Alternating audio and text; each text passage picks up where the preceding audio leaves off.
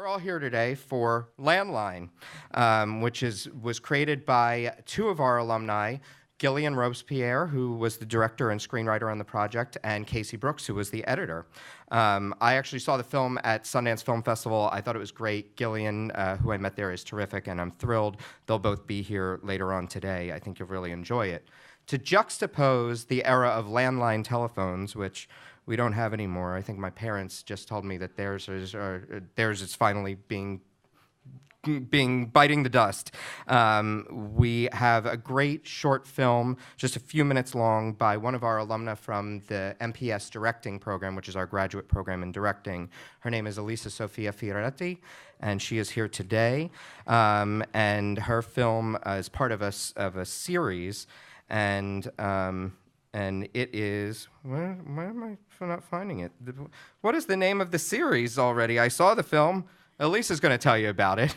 Through your eyes? Through your eyes. There you go. I just didn't write it down for myself. So Elisa Sofia Fioretti and our moderator for this evening, who's a current student in that same directing program, Katie Mae Hudson. We're going to bring them up for a quick Q&A, and then we'll show you that film as well as Landline. So come on up. So before we talk about your film and the process of that, tell us a little bit about your time at SVA. Of course.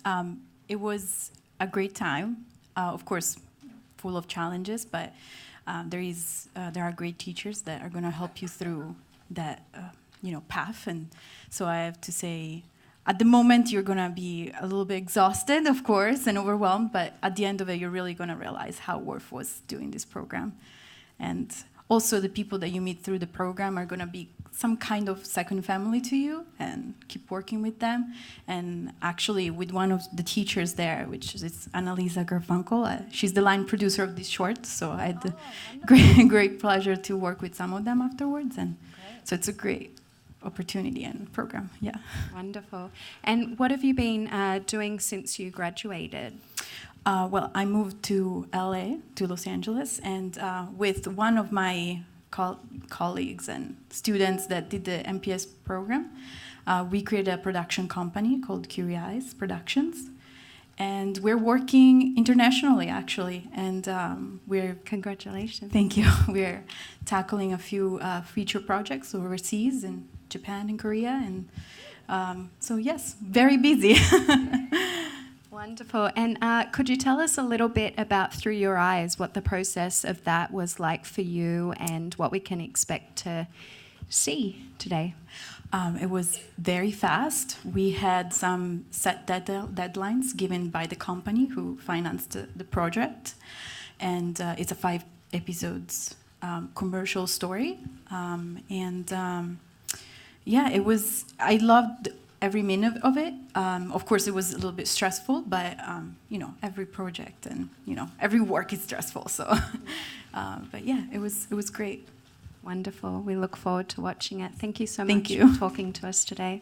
Thank you. So writer-director Gillian Robespierre is a filmmaker born and raised in New York City, if you couldn't tell from the film. She graduated from SVA in the film and video program. Her first feature, Obvious Child. Who's an Obvious Child fan? That film premiered at Sundance in 2014. The film got a nod for the year's Best Discovery on iTunes, and Miss Robespierre won Best Directorial Debut from the National Board of Review. Her second feature, Landline, premiered at the 2017 Sundance Film Festival and was released by Amazon Studios this past July. She directed 2 episodes of Casual, a Hulu original television series, as well as episodes of HBO's Crashing. Gillian currently lives in Brooklyn with her husband and daughter. Let's welcome Gillian Robespierre. Casey Brooks is a photographer, filmmaker, and editor based in Brooklyn. He has edited narrative features and documentaries, including Obvious Child and Plimpton.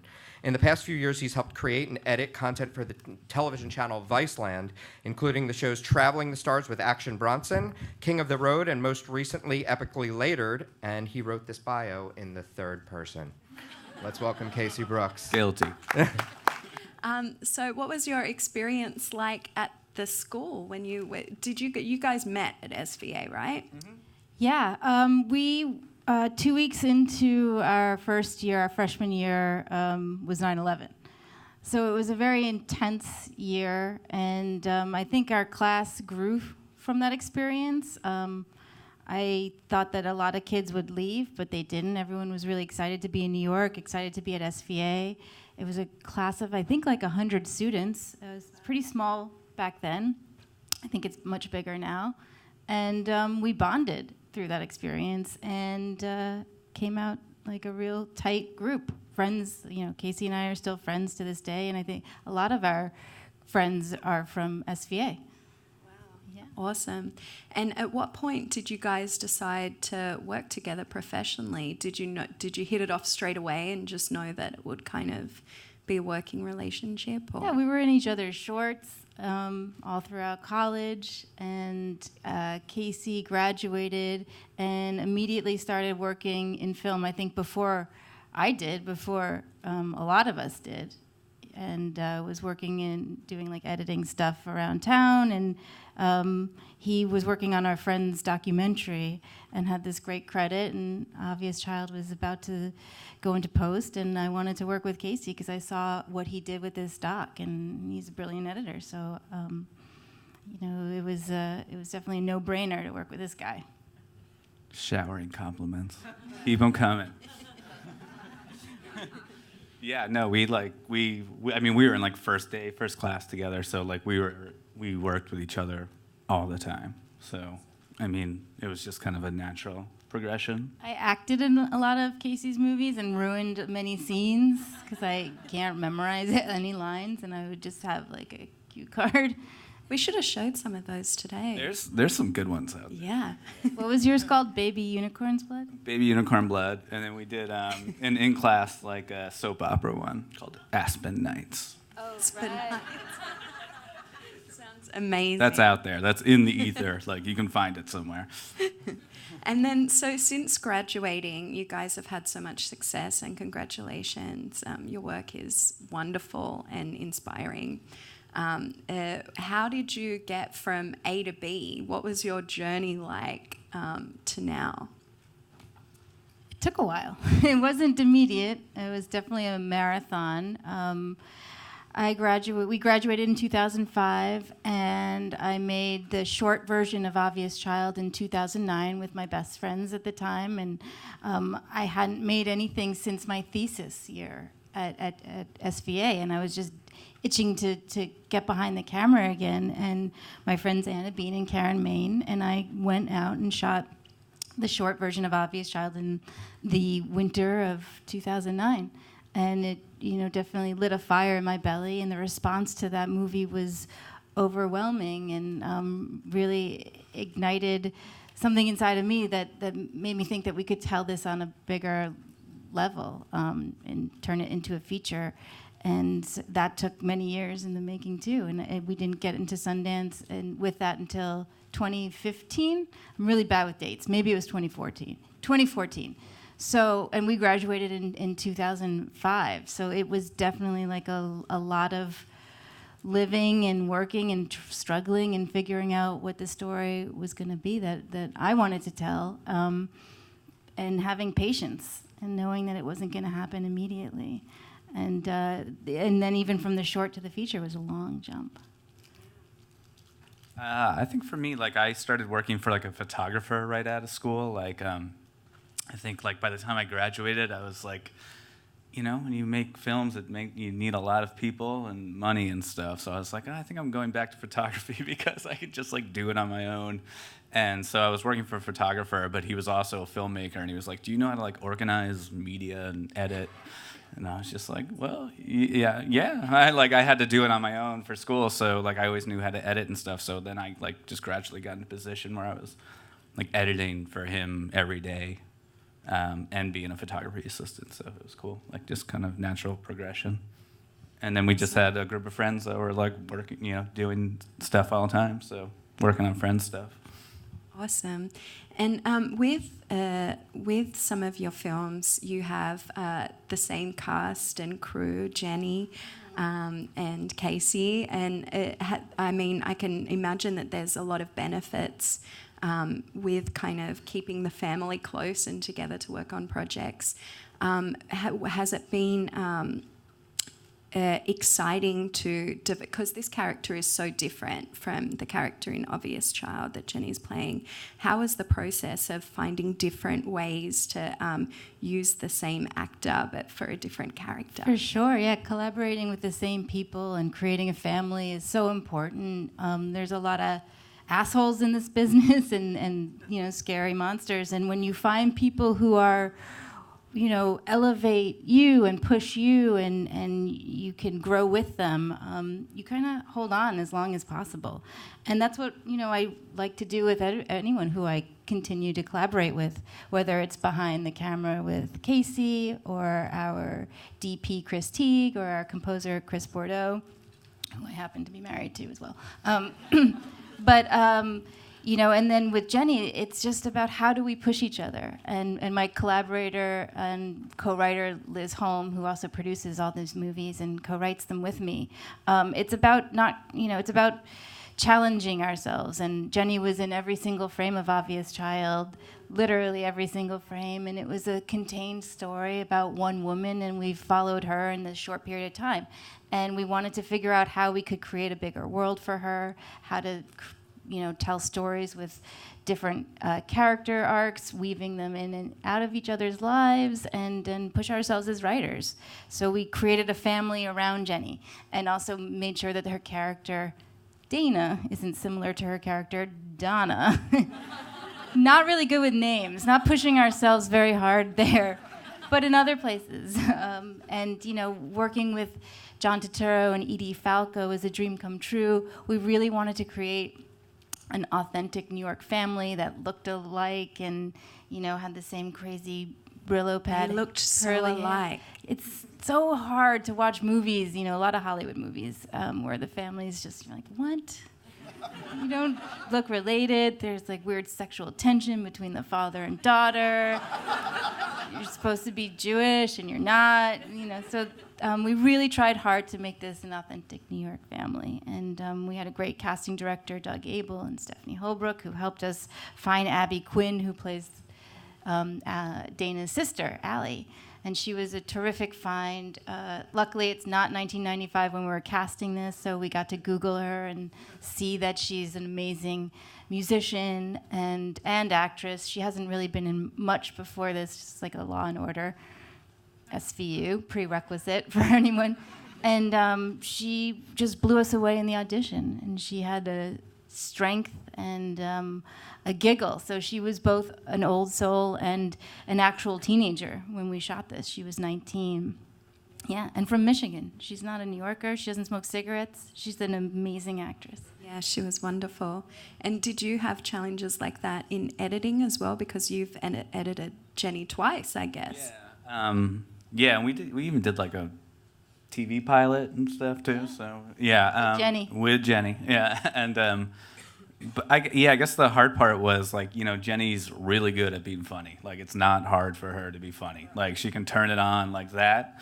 So I think with this film, we were trying to pull back, which is hard, for yeah, it's easy for her to turn it on and just be funny and like life of the scene. So I think in this, we were trying to show her more vulnerable side, She's an amazing dramatic actress, and she can, within one scene, make a joke, but then start crying. And I think that's sort of how we are as real humans, and it's definitely easy to do that off screen. I just did it right before this show. But on screen to be able to jump that line so easily and naturally, it's a real gift that she has, the ability to do that. And I have not seen that in many actors that I've worked with ever since. That's why I love working with Jenny. She's just so malleable, but also has a spark inside of her, and it comes through, I think, in all of the characters she's played, from her SNL characters to her stand-up. But we try to just take that shine and put it on the screen in our movies. Yeah, well, we all got to see it. It was wonderful. There's so much comedy and tragedy from just one kind of moment, and it was really great to watch. I think something that I really admire about your films is that they have very strong female characters, and is that something that's important to you? And if so, why? For sure. Yeah, I think, it's always fun to, for me, I love watching movies with women as leads. I love watching women in general. And I'm a woman. And I like telling our stories. And I write always from starting with my own life, and then it always becomes something else, and not my own life, but characters. And I think that it's exciting to tell stories that show vulnerable, funny, strong, but they can also be complex women on screen. It doesn't have to be just the cliched form of a woman that we so often see in Hollywood films, and just show complex humans, male and female. We tried really hard in Landline to give each character a really strong, thick storyline in a short period of time. But we wanted to make, even John Turturro's character, who is also cheating, not seem like a villain, because I don't think it's so black and white. I don't think life is so black and white. So the idea is just to tell stories about people, and but usually women are the sort of center of our stories. Yeah, I think especially with Jenny in this one, it's everyone money people are always like, is the main character, is she likable? Is she she's a cheater? That's not cool. You can't like someone like that. And I think that's what I like about this film is it challenges that. It's yeah, but it's gray. There's a gray area there, and that's what I like about this film. And not all female characters need to be likable. They, I think they can be relatable, and should be more relatable than liking them in every single frame. We don't ask that of our male characters. Exactly. Yeah, thank you. So before we open up questions to the audience, there's a lot of students here and a lot of people that, would love to be on this stage one day. And do you have any advice for the people in the room, the students in the room? I told her before I was going to recommend that everyone should take more psychedelics, but I'm just every once in a while, just once a year, that's it, not too much. Not 2005. It's just it's a reset button, but I'm not joking, by the way. But no, I guess kind of what Gillian said before is if you just be a decent person, people don't want to work with assholes. If you have that was one thing we were so lucky with is we had a group of friends and all the best stuff I've ever gotten to work on is because they were oh, Casey's around and he's he's not that much of a dick and he's pretty he's learning and he wants to learn. So I think it's just no one wants to work with someone that's difficult, So I think that's the thing. Just if you can find a group of friends and stick with them, that's gonna go a long way for sure. I don't know. That's what I feel. No, for sure. Your classmates are your friends, and hopefully they are, and you're gonna grow together outside of this institution. And might not happen immediately, but somebody in 2 or 3 years out of school, they're gonna make a short or they're gonna get a job, and it's gonna be exciting, and it's gonna ignite something in you, and you're gonna do the same for them and inspire them. So it's not a competition. It can't be, and you shouldn't treat life like that, and you shouldn't treat filmmaking like that, even though a lot of people do. And it, I think, unfortunately paralyzes you when you compare yourself so often to other people. Because you're comparing your inside self with their, achievements, and they could be bullshit achievements. So just, fucking hang out, have fun, live your life. Don't rush to make a movie because you think you have to be on a 30 under 30 list. No, I was 35 when I made Obvious Child. So you can wait. Wonderful, thank you. Okay, question. 30 too. We have mics in either aisle.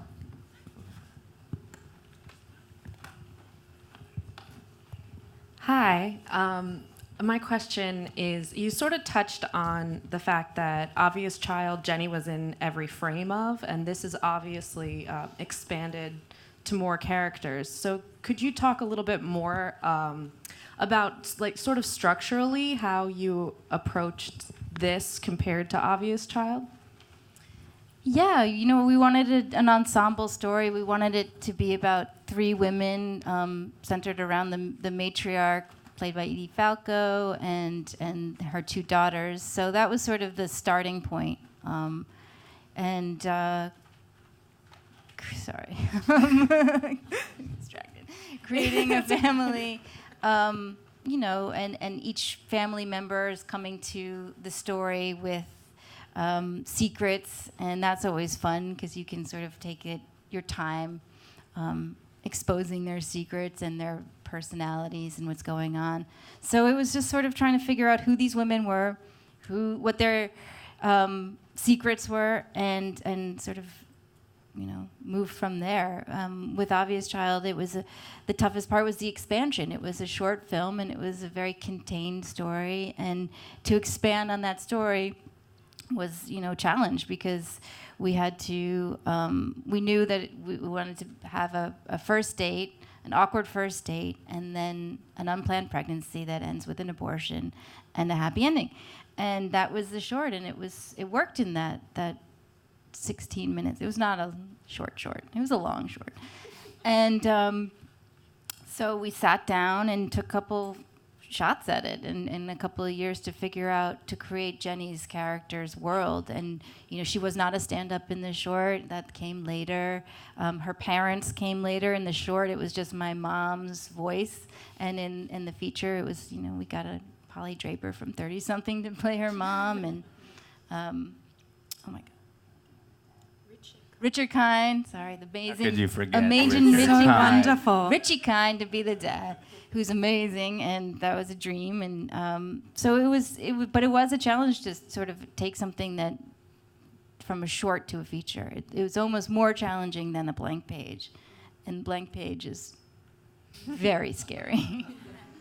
And I think, for Landline too, especially, like, there's a balance. It's like very funny in the beginning, and then the second half is like very dramatic. Really dramatic. And I think there was a lot of scene shifting around that, like, we didn't have to worry about that for Obvious Child. Obvious Child was like pretty straight ahead. A lot of Landline happened in the edit. Like, I think we changed the order of scenes for sure, but the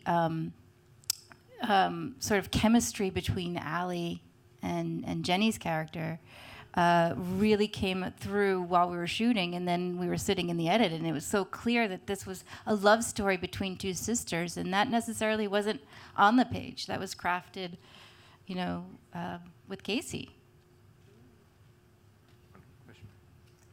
Yeah, I would love for you to tell a little bit more about the dialogue development, because that dialogue was really a lot, but it worked. And it just how much was done before you cast it? How much did you have to move around? I know when you edit, because it worked really well. And these were very intense people. They all came off equally. Thanks. Yeah, Liz and I, my co-writer, Liz Holm, and I really just go through the script millions of times. We go off in our own caves and write. We swap scenes. We read it out loud to each other to make sure it feels authentic and real.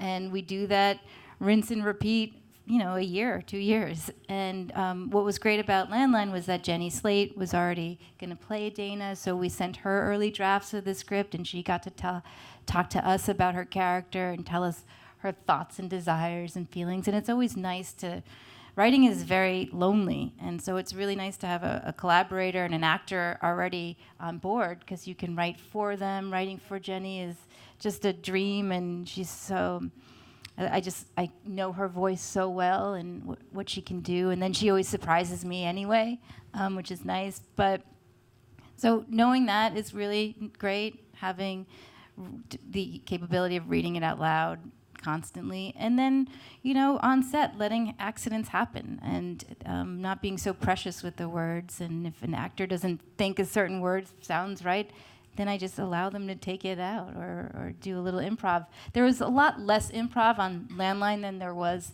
on the first movie, but there still was room for people to be real and for us not to be real,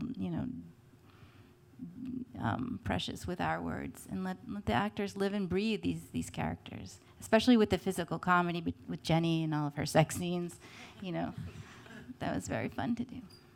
And she's good at writing dialogue too. Like, you know how to write, like you talk real well. So yeah. That's nice, Casey. Hi. It's not only related to this film, but in general, I'm just curious of your writing process, and you kind of answered it, but what keeps you structured? How do you deal with writer's blocks? And and just going with the flow. Do you ever step away from a project for 2 months and then come back to it? And I'm just curious how your brain works. Thank you. Coffee, a lot of coffee and snacks. It's my structure. I step away from projects.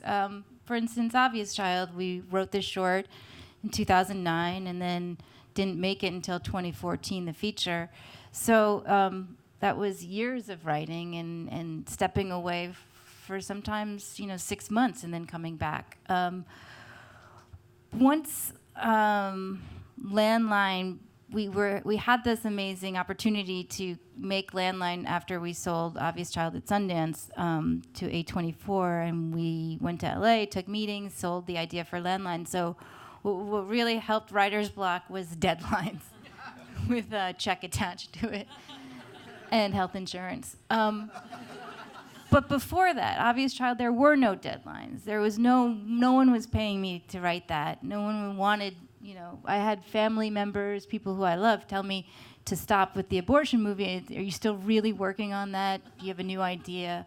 And that's, those voices can either, hurt you or kind of, for me, it gave me the energy to show them. Dad. No, I'm kidding. It wasn't my dad. But writer's block is real, and I've definitely had it, and I have it now, and it's just you have to be patient with yourself.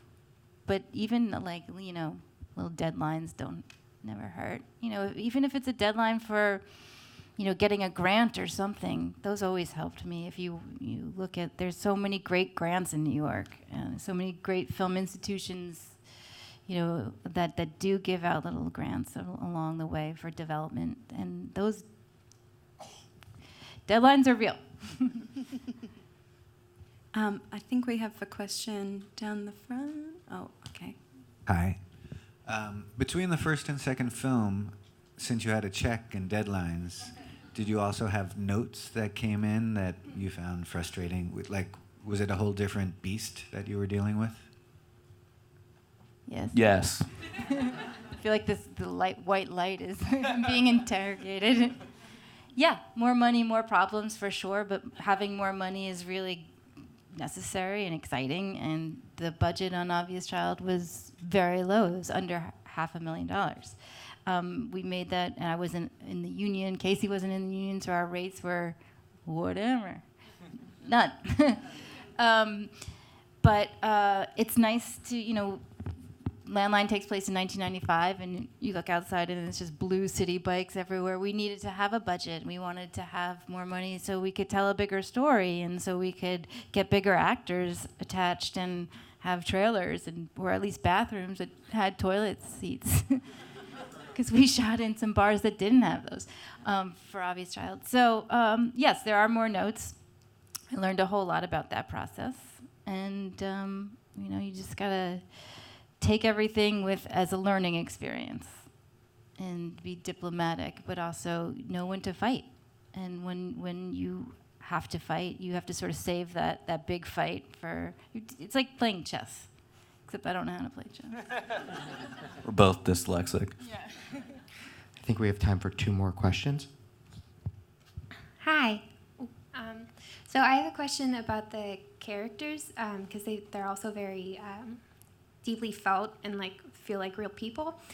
Allie's the only one that kind of seems to me that she doesn't make it out of the movie like wholly unscathed by what just happened. Was that like a conscious narrative choice to imbue a little bittersweetness into the happy ending? Thank you. Paying attention. Allie's character, I think it's all, your own perspective, and it's so subjective, because I do feel hope for Allie's character. She does end up breaking up with her boyfriend because she's witnessed all the mess around her, and she seems to be closing off a little bit, but she's also so smart and so young, and I feel like has the potential to open up again. And I have hope for Allie. I have hope for this whole family. That's why we sort of brought them back to Benihana, and let them still be, a unit, even though they're, I don't think that Jenny and Jay Duplas end up together. I think they're destined to break up, but they're trying. And I see that with everyone, even with Edie and John's character. So there's a hopefulness there. But Allie is so smart. I'm confident she's going to be okay. I was wondering if you could talk about how the post-process worked, and like the feedback sessions, and when did you start sharing cuts with people, and I guess you are working for a studio, and how notes would come in for that, and how much you had to apply those notes. 10 weeks, DGA rule, director's cut. You get 10 weeks, nobody can come in. Yeah, so Gil was barking orders a lot. No, I mean, basically, like I feel like we put together a cut pretty quickly. You had an assembly ready so quick. Yeah, I want to get that thing out, just to get it 3 hours long. Moving, yeah. But I feel that, we definitely did a lot more kind of like friends and family screenings this time, which was great. Like, we definitely got a lot of early feedback. Like, a lot of the feedback we got in the beginning was like, pull back on the humor. Like, we left a lot of jokes out just because it was just too much after a while. Like, it was taking away from the dramatic elements of it. So yeah, I mean, like that stuff was great for a while, and and then the second half is like the studio money notes, which are harder. We did stuff to deal differently with. this time, where we had to do a test screening in Pasadena, which didn't make sense because it just Daytime Pasadena at a mall. It was You're very gonna bizarre. love Landline. Well, people in the theater were like, "Well, we liked it, but we didn't love it." And then they said, "Why?" They're like, "Well, because Tom Hanks wasn't in it." And I'm like, "Well." Which makes a lot of sense. So, That's a good note. But I love feedback screenings because it does help shape the edit and where you are, and it allows you to know where the problem areas, where are people confused, are there characters, and you put together a questionnaire that really could help you in the room. And this Pasadena thing was like checking boxes, and if it wasn't Tom Hanks, then you're fucked. And you're like, if you're not making Apollo 13, I don't know what to do. But with both of them, our movies, we had feedback screenings that changed our edits, changed the movie, and kept on pushing us to kind of get it better. Make it, tighter. Make it just a better films. And I highly recommend feedback screenings, especially for comedies, because then you can be in the room with people and you can hear where they laugh and where there's total silence, and that kills. Can be some tough rooms for sure. And we definitely put together rooms where it's not just friends and family. It's rooms with filmmakers and other editors and then non-film people too. So you just try to get as many eyes on it who you respect and thoughtful, smart people. Again, keeping perspective. When you get to the end of like however many 5 months or whatever you're on, you start to lose perspective for sure. So it's like you need people around you that can reassure you, like, oh, there was a reason why this was good. You kind of start to lose it a little bit, and you have to keep perspective. You need people around you that can do that for you. Okay, well, thank you so much for talking to us today. Want to thank